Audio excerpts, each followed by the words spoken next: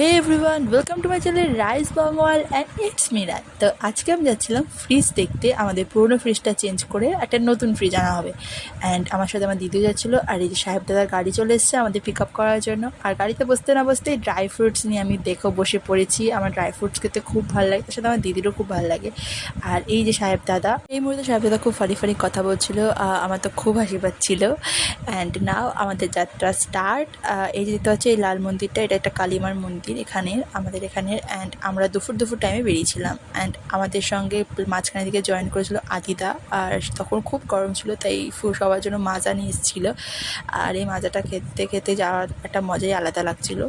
এই যে রাস্তা দেখো, রোডের উপর দিয়ে যাচ্ছি। অ্যান্ড আমার নতুন কিছু জিনিস বাড়িতে আসলে আমার খুব মজা হয়, তাই আমার ওই সময়টা খুব মজা হচ্ছে, নতুন একটা কিছু বাড়িতে আসবে। আর এই যে চলে এসেছি আমরা।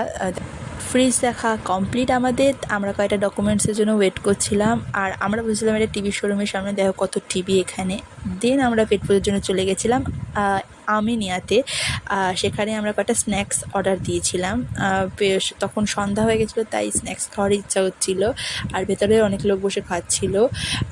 আমরা অর্ডার দিয়েছিলাম হচ্ছে চিকেন এগ রোল। আর এটার র্যাপিংটা একটু ইউনিক ছিল। আর এই যে সাহেবদা সবাইকে দিয়ে দিচ্ছে। এই যে আমি দেখাচ্ছি, দেখো আমারটা। আর আমরা ওখানে খাইনি, বসে ওখানে খুব গরম ছিল, তাই আমরা হাইওয়ের সামনে এসে খাচ্ছিলাম। মানে সাইডে এখানে অনেকে আড্ডা দিতে আসে। আর আমি ভিড় করতেই পারছি না আমারটা। সাহেবদা আমাকে একটু সাহায্য করে দিল বার করার জন্য। অ্যান্ড দেন আমি দাঁড়িয়ে খাচ্ছিলাম। ওখানে খুব হাওয়া দিচ্ছিলো আর খুব ভালো লাগছিলো খেতে আমার। আর এটার টেস্টটা কিন্তু দারুণ ছিল, মানে অসম্ভব দারুণ ছিল। আমার কাছে এটা বেস্ট ছিল। অ্যান্ড এই যে আমার দিদি, এবার আমি দেখাবো, দেখো চিকেন এগ রোল। আর এই যে দিদি ওরা খাচ্ছে সাইডে দাঁড়িয়ে। ক্যামেরা দেখে হঠাৎ করে লজ্জা পেয়ে গেছে দিদি। অ্যান্ড দেন আমরা আবার গাড়িতে বসে পড়েছি। আর একটা থামস আপ আনা হয়েছিল, সেটা খাচ্ছি। আর একটু গানও চালানো হয়েছিলো, তাই একটু নাচতে ইচ্ছা করছিলো। দেখতেই পাচ্ছি, আমার মুড দেখে বুঝতে পারছি আমি নাচার একটা মুডে চলেছিলাম। মাঝখানে একটা চকলেটও আনা হয়েছিল। এই যে আমি দেখাচ্ছি, দেখো টেম্পটেশনের রাম অ্যান্ড রেইজের।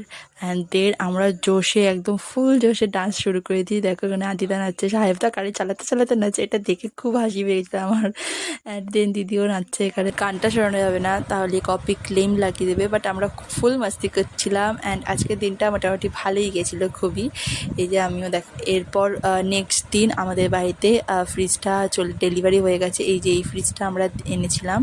এই যে দেখো এখানে সব সেট করতে একজন এজেন্ট এসেছিল। এই যে দেখো ফ্রিজটাকে বার করা হয়েছে। আর ভেতরে সব মডিউলারগুলো তোমাদের দেখাবো। এই যে আমি শেয়ার করছি।